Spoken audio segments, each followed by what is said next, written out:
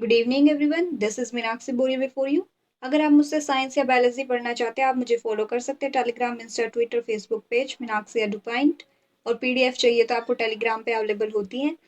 हम बात कर रहे थे 10th क्लास के चैप्टर नंबर 1 की, केमिकल रिएक्शन एंड इक्वेशन, जिसका एक पार्ट हम कवर कर चुके हैं, जिसमें मैंने आपको बताया था केमिकल रिएक्शन क्या होती है। केमिकल रिएक्शन एक्चुअल में वो होते हैं जो दो रिएक्टेंट या दो से ज्यादा रिएक्टेंट रिएक्ट करके अपनी केमिकल कंपोजिशन चेंज कर लेते हैं। ठीक है। ऐसी रिएक्शन में जैसे हम कर्ड का एग्जांपल ले सकते हैं। हम वार्म जो मिल्क होता है उसे रखते हैं, उसमें हल्की सी कर्ड डाल देते हैं और ओवरनाइट उसे रख दिया जाता है ताकि वो कंप्लीट कर्ड में कन्वर्ट हो सके। देखिए, इसमें स्टेट भी चेंज हो जाती है। देखो, लिक्विड था, लिक्विड से सॉलिड स्टेट में। लेकिन स्टेट चेंज हो जाना कोई खास मैटर नहीं रखता केमिकल रिएक्शन में। हमने देखना केमिकल के बेसिस पे। केमिकल के बेसिस पे जैसे कि वो कर्ड में कन्वर्ट हो गया, ओवरनाइट रखने के बाद कर्ड में कन्वर्ट हो गया, तो अब हम क्या करेंगे, इसे दोबारा कोशिश करें कि मिल्क बना दिया जाए, तो वो पॉसिबल नहीं है। तो ऐसी कुछ रिएक्शंस होती हैं, तो उसे बोलते हैं केमिकल रिएक्शन। हाँ, कर्ड से हम बटर मिल्क बना सकते हैं, लेकिन दोबारा से मिल्क नहीं बन सकता।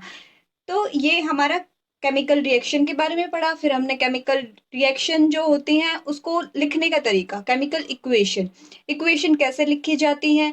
फिर उनको अगर अनबैलेंस्ड है, बैलेंस्ड है, तो अनबैलेंस्ड को कैसे बैलेंस करेंगे। फिर उसके बाद हमने पढ़ा था कोरोजन, रेसिडिटी एंड टर्निश। फिर उसके बाद का आगे जो कंटिन्यू अब करते हैं, हम चलते हैं हमारे चैप्टर की तरफ। इसमें मैंने आपको बोला था कि हम combination, decomposition, displacement, double displacement, oxidation, reduction and redox reaction के बारे में पढ़ेंगे। ठीक है, एक एक करके इनको जानते हैं। कॉम्बिनेशन, कॉम्बिनेशन से क्या पता चलता है कि कंबाइन होना। वर्ड से क्लियर हो रहा है ना, कंबाइन होना, दो या दो से अधिक चीजों को अगर कंबाइन करेंगे तो क्या होगा, वो कॉम्बिनेशन। अगर वो रिएक्शन की बात करें तो एक दूसरे के साथ रिएक्ट कर गई तो रिएक्शन। ये आप इधर देखिएगा डायग्राम, इधर देखिए 3 मॉलिक्यूल नजर आ रहे हैं आपको मैग्नीशियम के। मैग्नीशियम के साथ फिर आपकी ये नाइट्रोजन है। नाइट्रोजन इन्होंने कंबाइन किया, Mg3N2 फॉर्म कर दिया। ये क्या किया, इन्होंने कंबाइन कर लिया। ऐसे ही हम क्विक लाइम की रिएक्शन देखते हैं। क्विक लाइम में जब हमने लिक्विड डाला, लिक्विड क्या है हमारा, वाटर, वाटर डाला, तो हम यहाँ पे देखते हैं स्लग्ड लाइम बन जाता है और हमारा कुछ हीट इवॉल्व होती है। एक्वस मैंने आपको बताया था, जो सॉलिड में हम कुछ अमाउंट लिक्विड का डाल देते हैं तो वो एक्वस स्टेट होती है। ना तो वो कंप्लीट लिक्विड होता है, ना कंप्लीट सॉलिड होता है। ठीक है, वो एक्वस स्टेट होती है। अब जो ये स्लग्ड लाइम है, ये व्हाइट वॉश जो हम वॉल पे करते हैं ना, आजकल तो पेंट चल रहे हैं। ठीक है, क्योंकि दीवारें भी बोलती हैं, वो कैसे बोलती है, पेंट कराते हैं तब। लेकिन हम किसकी बातें कर रहे हैं, व्हाइट वॉश की बात कर रहे हैं, जो पहले किया करते थे। तो उसमें क्या होता था, जैसे ही हमने व्हाइट वॉश किया तो वो थोड़ी रफ रफ सी होती थी। लेकिन उसे 2-3 दिन के बाद अगर हम देखें, उसमें ऑटोमेटिकली थोड़ा शाइन आ जाती थी। वो किस वजह से आती थी, हमारे एटमोस्फेयर में जो CO2 प्रेजेंट है, हमारे एटमोस्फेयर में CO2 प्रेजेंट है, वो रिएक्ट कर जाती थी उसके साथ। देखिए, कैल्शियम हाइड्रोक्साइड जो था उसके साथ कार्बन डाइऑक्साइड जो हमारे एनवायरनमेंट में प्रेजेंट थी, उसने रिएक्ट किया, क्या बना लिया, कैल्शियम कार्बोनेट बना लिया। कैल्शियम कार्बोनेट बना लिया और कुछ वाटर जो है वो वेपर की फॉर्म में उड़ जाता है, वहां से चला जाता है। ठीक है, अब जो ये कैल्शियम कार्बोनेट है, यही फॉर्मूला किसका होता है, आपका मार्बल का भी होता है। इसको 2-3 डेज के बाद ये शाइनी वॉल हमें थोड़ी नजर आती है, वही बताया गया। फिर दूसरी रिएक्शन की बात करें, बर्निंग ऑफ कोल। बर्निंग, जैसे कार्बन है, कार्बन के साथ ऑक्सीजन का रिएक्शन हुआ, उसने कंबाइन करके CO2 गैस बना लिया, राइट। फिर हम आगे वाटर की फॉर्मेशन की बात करें, हाइड्रोजन गैस है, इसके साथ ऑक्सीजन ने कंबाइन किया तो क्या बना लिया, वाटर बना लिया। देन हम नेक्स्ट की बात करें तो इसमें क्या है, स्लिक्ड लाइम का, यही जो हमने पीछे पढ़ी ना रिएक्शन, इसको एक्टिविटी के थ्रू समझना है। एक्टिविटी में क्या है, इन्होंने क्या किया, स्टार्टिंग में क्विक लाइम लिया, ठीक है, एक बीकर में, उसमें स्लोली स्लोली क्या किया, वाटर को ऐड कर दिया। वाटर को ऐड किया तो आप देखेंगे जो बीकर था हमारा, इसको टच करके देखेंगे आपको हॉट फील होगा। तो इससे क्या पता चलता है कि टेम्परेचर उसका इंक्रीज हो गया। देखो, हीट रिलीज हो रही थी ना, तो ये इसी वजह से हुए। उसमें से हमें कुछ फ्यूम्स भी निकलते हुए नजर आएंगे, जिससे पता चलेगा कि विग्रस रिएक्शन हुआ है और हीट भी जिसमें रिलीज हुई है। अब देखिए, 2 तरीके की रिएक्शन होती है, एक एंडोथर्मिक और एक एक्सोथर्मिक। एक्सोथर्मिक की मैं आपको बताती हूँ। थर्मिक मतलब टेम्परेचर से रिलेटेड है। जहाँ पे आपको थर्म जैसा कोई वर्ड मिले तो आपको समझना है कि टेम्परेचर से रिलेटेड है। दूसरा बात है एक्सो और एंडो को कैसे याद रखेंगे। एग्जिट गेट होते हैं ना, जैसे आप मॉल में कहीं जाते हैं तो वहां क्या देखते हैं, आपको एग्जिट गेट नजर आते हैं। ठीक है, एग्जिट मतलब ई एक्स एग्जिट, और इधर भी एक्सो मतलब रिलीज। वहां से क्या होता है कि एग्जिट गेट से हम वहां से बाहर आ जाते हैं। ऐसे ही हीट की बात करें, थर्मो मीन्स हीट की बात करें, तो यहाँ से रिलीज होती है हीट, बाहर निकलती है। ठीक है, ऐसी रिएक्शन में जब हीट रिलीज होती है और प्रोडक्ट की फॉर्मेशन होती है, वो कौन सी होती है, एक्सोथर्मिक रिएक्शन। अगर हम बात करें नेचुरल गैस की बर्निंग की, इसमें क्या है, मीथेन और ऑक्सीजन ने जब रिएक्ट किया कार्बन डाइऑक्साइड बनेगा और कुछ वाटर बनेंगे वेपर की फॉर्म में। गैस लिखा है वाटर के साथ जब आप, तो क्या समझेंगे कि वेपर की फॉर्म है। तो और दूसरी रिएक्शन की बात करें, फोटोसिंथेसिस वाली जो रिएक्शन होती है, जब ये रिएक्ट करती है ग्लूकोज के साथ ऑक्सीजन, तो ये भी एनर्जी की सप्लाई हमें मिलती है, एनर्जी हमें मिलती है, मतलब रिएक्शन में एनर्जी रिलीज हुई, तो ये क्या हुई, एक्सोथर्मिक रिएक्शन। देन हम एंडोथर्मिक की बात करें, एंडो मतलब एंट्री, एंडो से एंट्री। ठीक है, एंट्री की बात करें तो एंडो थर्मिक मीन्स टेम्परेचर।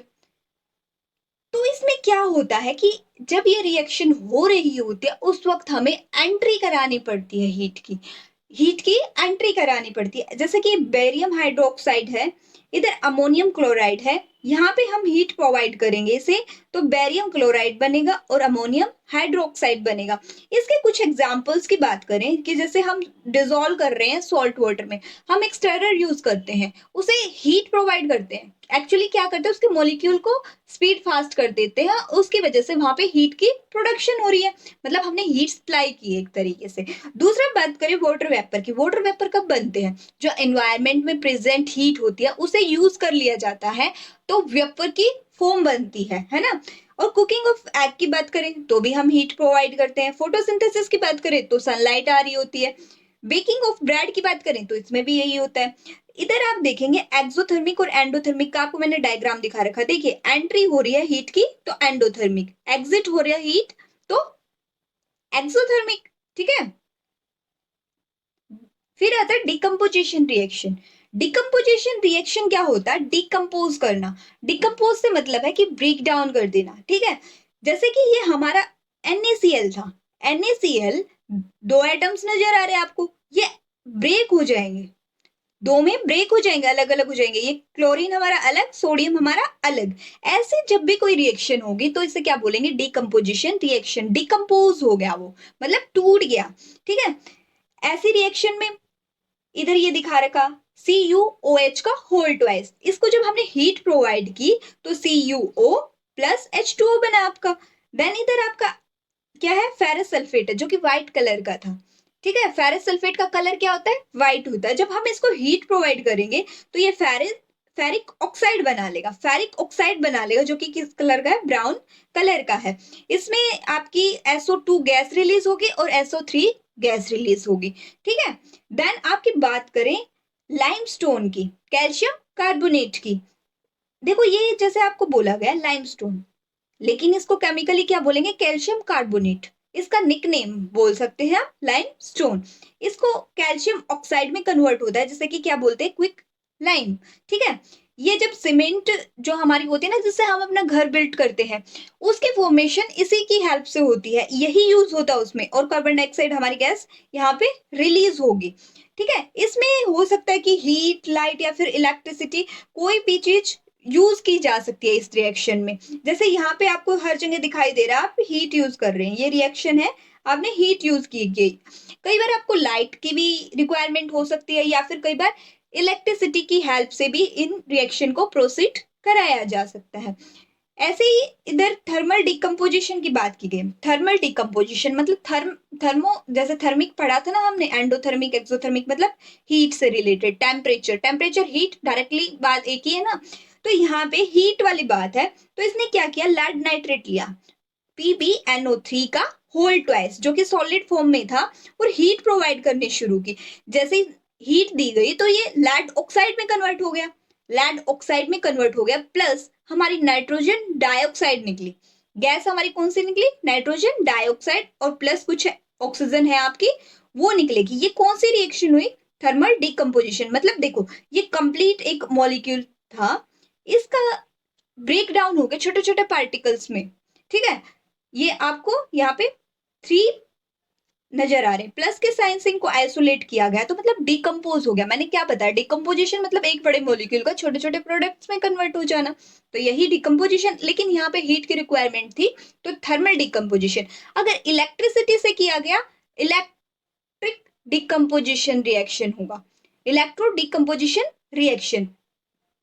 ऐसे ही आपकी मैंने एक और बताया है आपको, देखिए मैंने ये बताया कि लाइट से, हीट से, या फिर इलेक्ट्रिसिटी से, किसी से भी हो सकता है, ठीक है। आगे बात करते हैं हम नेक्स्ट की, एक एक्टिविटी से समझते हैं डिकम्पोजिशन को। हमने क्या किया, एक मग लिया, मग में हमने नीचे से 2 होल किए और फिर रबर डाल दी। जैसे ये यहाँ से नीचे बेस पे हमने 2 होल किए और रबर डाल दी। रबर के बाद हमने एक यहाँ पे पहले क्या किया, ग्रेफाइट की रोड डाली। ग्रेफाइट क्या है, कार्बन का ही एक टाइप है, ठीक है। अब इस ग्रेफाइट रोड को हमने कवर कर दिया, किससे, ग्रेजुएटेड ट्यूब से। ग्रेजुएटेड क्या होता है, देखिए अगर हमारी बीएससी हो जाती है, बीकॉम हो जाती है, बीए हो जाती है, एमबीबीएस हो जाती है, तो मतलब क्या हो जाते हैं, हम ग्रेजुएट हो जाते हैं, ठीक है। ग्रेजुएट हो जाते हैं मतलब पढ़े लिखे हो जाते हैं। तो ऐसे ही ग्रेजुएटेड ट्यूब का है, जो ट्यूब पढ़ी लिखी होंगी वो क्या होंगी, हमारी ग्रेजुएटेड ट्यूब होंगी। पढ़े लिखे से क्या मतलब है, जिसपे मार्क होंगे, लेबलिंग होंगी, 1 2 3 इस तरीके से लेबलिंग होगी। इतने एमएल की जो स्केल बना होता है ना, कई गैजेट्स पे आप देखोगे स्केल बने होते हैं कि इतना मीटर, जैसे राइट्रोमीटर का पेन ही देख लीजिएगा आप, राइट्रोमीटर के पेन पे क्या स्केल बने होते हैं कि इतना मीटर यूज हो गया, इतना मीटर यूज हो गया। ऐसे ही ट्यूब पे, जिन पे ये तरीके के मार्किंग है, वो वाली ट्यूब यूज करनी है, क्योंकि हमें मेजर करना है कि कितना स्पेस है, कितना स्पेस नहीं है। जैसे कि ये 2 ट्यूब ली गई है, इधर हमने वाटर लिया था, वाटर में थोड़ा सा हमने डाइल्यूट सल्फ्यूरिक एसिड डाला था। डाइल्यूट सल्फ्यूरिक एसिड डाला, डाइल्यूट का क्या मतलब है, डाइल्यूट सल्फ्यूरिक एसिड एक होता है कॉन्सेंट्रेटेड। कॉन्सेंट्रेटेड मतलब उसमें वाटर के अमाउंट कम होते हैं, डाइल्यूट जिसमें थोड़ा कंपैरेटिवली ज्यादा होता है, ठीक है। इसमें क्या करेंगे, वो हमने इलेक्ट्रिसिटी प्रोवाइड की, इलेक्ट्रिसिटी 6 वॉट की इलेक्ट्रिसिटी हम यहाँ पे सप्लाई करेंगे। एक एंड को कैथोड से कनेक्ट कर दिया जाएगा, एक को एनोड। कैथोड और एनोड ये थोड़ा कंफ्यूजिंग है, हमेशा कंफ्यूज करेगा। हम 2 टर्मिनल से डिनोट करते हैं, एक पॉजिटिव और एक नेगेटिव। पॉजिटिव कौन सा है, एनोड है, कैथोड है, ये आपको कंफ्यूजन होता रहेगा। इसके लिए मैंने आपको एक ट्रिक बताई है, डोंट पैनिक। पी से पॉजिटिव टर्मिनल हमेशा क्या होगा, एनोड बोलेंगे। पी से पॉजिटिव टर्मिनल जो है एनोड है। NiC negative is cathode. Negative क्या है, जो टर्मिनल हमारा इलेक्ट्रिसिटी वाला, वो कैथोड है। तो हमने जैसे ही 6 वोल्ट की इलेक्ट्रिसिटी यहाँ पे प्रोवाइड की, तो आप देखेंगे ये 2 ट्यूब, ध्यान से देखिए आप, ये आपकी 2 ट्यूब है, इनको यहाँ से थोड़ा ध्यान से ऑब्जर्व किए, तो आप देखेंगे जहां पे आपको हाइड्रोजन नजर आ रहा है, हाइड्रोजन कंपैरेटिवली ज्यादा स्पेस नजर आ रहा है आपको, और ऑक्सीजन को देखेंगे तो कंपैरेटिवली कम स्पेस नजर आ रहा है। ऐसा क्यों हुआ, देखिए वाटर को हम कैसे लिखते हैं, H2O, ऐसे ही लिखते हैं ना। तो हाइड्रोजन 2 नजर आ रहे हैं, एक वाटर के मॉलिक्यूल में हाइड्रोजन आपको 2 नजर आ रहे हैं और ऑक्सीजन 1 नजर आ रही है। तो उसी रेशियो में यहाँ पे ये जब हमने रिएक्शन करानी शुरू की, तो इसलिए आपके हाइड्रोजन के जो है एटम्स ज्यादा मिलेंगे एज कंपेयर टू ऑक्सीजन। इन दोनों के आइसोलेशन के लिए किया गया है। मतलब कि ये है कि यहाँ पे हाइड्रोजन गैस कलेक्ट हुई है, जहां पे आपको स्पेस ज्यादा नजर आएगा, और जहां पे आपको स्पेस कम नजर आ रहा है वहां पे आपकी ऑक्सीजन कलेक्ट हुई है। अब ये पता लगाने के लिए एक और तरीका है कि हाइड्रोजन कौन से में है, ये पता लगाने के लिए हम क्या करेंगे, कैंडल लेके जाएंगे जलती हुई उसके पास, या फिर कोई भी बर्नर लेके जाएंगे, मतलब जिससे ज्यादा ज्यादा नुकसान ना हो, इस तरीके का थोड़ी सी गैस रिलीज करके देखेंगे तो क्या होगा, पॉप जैसे साउंड आएगी, पॉप जैसी साउंड आएगी। तो आपके एक्टिविटीज में पूछ लिया जाता है कि एक नंबर में कॉम्पिटिटिव में भी क्वेश्चन आ जाता है कि आपकी जो पॉप के साउंड के साथ बर्न करती है वो गैस कौन सी होती है, वो आपकी हाइड्रोजन गैस होती है। तो ये आपका इस एक्टिविटी में बताने की कोशिश की गई है। देन आपके डिकम्पोजिशन में 2 रिएक्शन और कराई गई है, सिल्वर क्लोराइड जो कि व्हाइट कलर का होता है। इसको सनलाइट में जब हमने रखा, देखिए इधर सनलाइट में रख दिया, तो ये सिल्वर है, ग्रे कलर में टर्न हो गया, और क्लोरीन है अलग से गैस बन के इवॉल्व हो गई, ठीक है, अलग से ये एटमॉस्फेयर में चली जाती है, तो ये ग्रे कलर में टर्न हो जाता है जब इसको हम सनलाइट में रखते हैं। दूसरी रिएक्शन है आपकी सिल्वर ब्रोमाइड की। सिल्वर ब्रोमाइड को जब सनलाइट की आती है, सनलाइट की प्रेजेंस में रिएक्ट कराया गया, तो आपका सिल्वर अलग हो जाएगा और ब्रोमाइड अलग हो जाएगा। ये वाली जो रिएक्शन है ये फोटोग्राफी में यूज की जाती है। देखिए, फोटोग्राफी आज की प्रेजेंट टेक्नोलॉजी की बात नहीं कर रही हूं मैं, जो हमारे पास्ट में जो आप देखते थे, कुछ ऐसी रील देखी होंगी आपने, या पता नहीं आपने लोगों ने नहीं देखी होंगी, लेकिन ऐसी रील जो आप होती है ना, उसमें इस तरीके की जो केमिकल रिएक्शन है हुआ करती थी। इसमें क्या होता था, सिल्वर ब्रोमाइड का कन्वर्जन होता था सनलाइट की हेल्प से। इसमें आप फोटो देख सकते थे, इसे वॉश किया जाता था, इस फिल्म को वॉश किया जाता था, जो फोटो निकालने के लिए, हार्ड कॉपी निकालने के लिए इसको वॉश किया जाता था। लेकिन आज वाली टेक्नोलॉजी से एकदम कम्प्लीटली डिफरेंट है इससे। देन हम बात करें डिस्प्लेसमेंट रिएक्शन की। डिस्प्लेसमेंट मतलब अपने प्लेस से दूसरे प्लेस पे चला जाना, क्या है डिस्प्लेसमेंट रिएक्शन। ये किस बेसिस पे होता है, रिएक्टिविटी सीरीज की बेसिस पे होता है। रिएक्टिविटी सीरीज आपकी ये मैंने इधर दिखा रखी है। देखिए, पोटेशियम मोस्ट रिएक्टिव होता है, पोटेशियम मोस्ट रिएक्टिव होता है, इसलिए इसे किस में रखते हैं हम, किस में रखते हैं आपको पता है, केरोसिन ऑयल में रखा जाता है। ठीक है, केरोसिन ऑयल में रखा जाता है ताकि ये किसी के साथ रिएक्ट ना करे। और अगर हम प्लेटिनम की बात करें तो ये लिस्ट रिएक्टिव होता है। जैसे फिर गोल्ड है, इससे कम, इससे तो थोड़ा ज्यादा रिएक्टिव होता है। फिर उसके बाद सिल्वर है, वो इससे ज्यादा रिएक्टिव होता है। देखिए, गोल्ड है, हम यूज करते हैं ज्वेलरी में, वो उसके शाइन हमें आपको एक जैसी नजर आएगी। लेकिन सिल्वर की आप देखेंगे, सिल्वर का कलर थोड़ा चेंज हो जाता है, मतलब थोड़ी रिएक्टिविटी उसकी फास्ट हो जाती है। ऐसे ही आप इस सीरीज में ऊपर की तरफ जाएंगे तो रिएक्टिविटी फास्ट हो जाएगी। अब डिस्प्लेसमेंट किस बेसिस पे होगा, इसी सीरीज की बेसिस पे होगा। देखिए, जो स्ट्रॉन्ग एक हम बात करते हैं, कुछ पर्सन है जिसमें से कुछ रिएक्टिविटी फास्ट करते हैं, झगड़ालू टाइप के लोग हैं। ठीक है, वो उनका जब मन करता है वो किसी भी ग्रुप में जाके झगड़ा कर लेते हैं, किसी को भी अपना फ्रेंड बना लेते हैं। जो ज्यादा रिएक्टिव है, जिनके पास पावर है, वही करते हैं ऐसा। तो यही इस केमिकल रिएक्शन में भी कुछ ऐसा ही किया जाता है। देखिए, ये आप एग्जाम्पल देखिए, ये वाला ए बी इकट्ठा था पहले, दोनों फ्रेंड थे, तो सी जो कि ज्यादा रिएक्टिव था, ठीक है, ये ज्यादा रिएक्टिव, लड़ने भिड़ने वाला, ठीक है, ज्यादा रिएक्टिव है, इसने क्या किया, इन दोनों के बीच में ब्रेक करके इसके साथ खुद बॉन्डिंग बना ली। इसने खुद बॉन्डिंग बना ली। यहाँ पे आप देखेंगे बीसी की बॉन्डिंग है और ए आपको अलग से नजर आ रहा है। तो ये रिएक्टिविटी सीरीज के बेसिस पे हुआ। ये नीचे एग्जांपल से समझेंगे। जिंक का हमने रिएक्शन कराया कॉपर सल्फेट के साथ, ठीक है। जिंक रिएक्टिविटी सीरीज में आप देखेंगे कहाँ पे है, रिएक्टिविटी सीरीज में आपका जिंक ये रहा, कार्बन के नीचे है जिंक। उसके बाद आप कॉपर देखेंगे, कॉपर कहाँ है आपका, Cu, देखिए ये रहा, ये लिस्ट रिएक्टिव है copper as compare to zinc.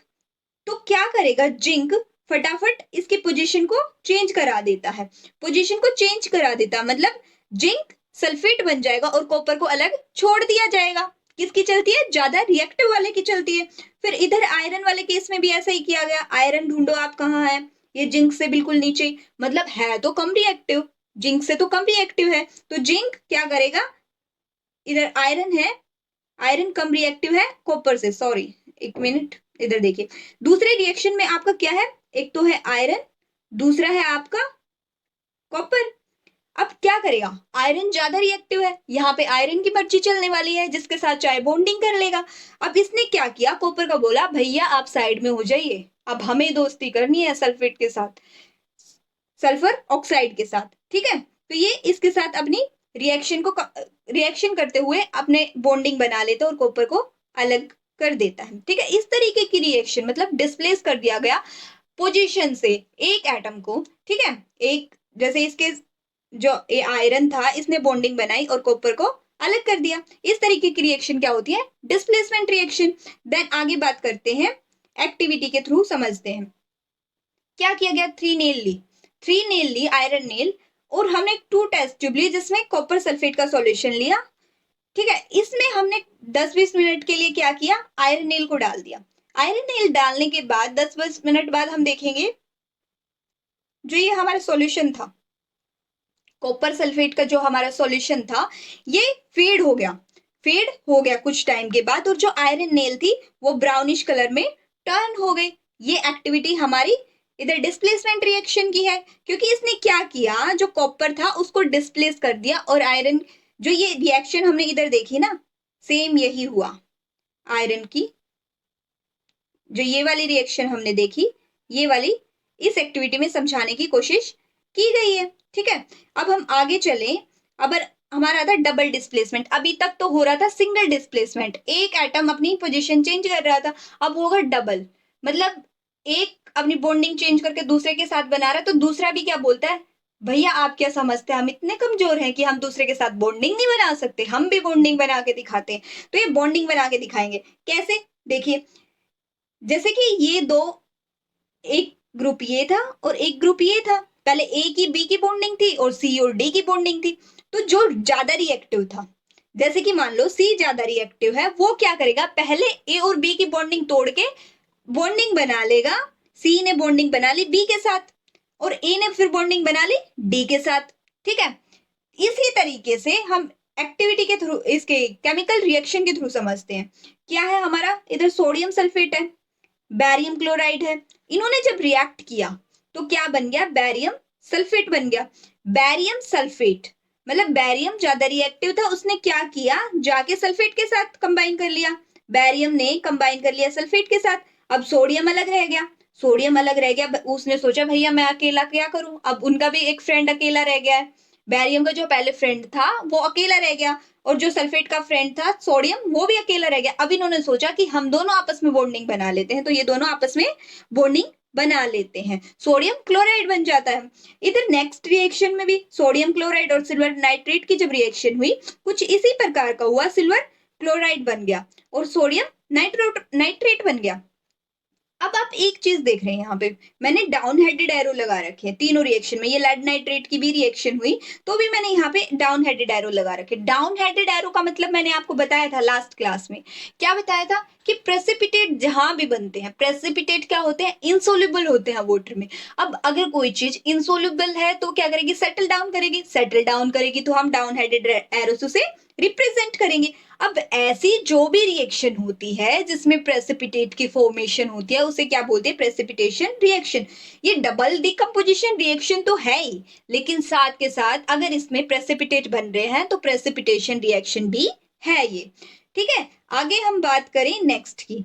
Next में क्या है, ऑक्सीडेशन एंड रिडक्शन। ऑक्सीडेशन क्या है, देखिए इसमें 3 कंडीशन होती है, gain of oxygen, loss of hydrogen, या फिर लॉस ऑफ इलेक्ट्रॉन। इन तीनों में से अगर एक भी प्रोसीजर फॉलो हो रहा है, या तो ऑक्सीजन ऐड हो रही है वहां पे, या फिर हाइड्रोजन रिमूव हो रही है, या फिर इलेक्ट्रॉन रिमूव हो रहा है, तो कौन सी रिएक्शन होगी, ऑक्सीडेशन रिएक्शन होगी।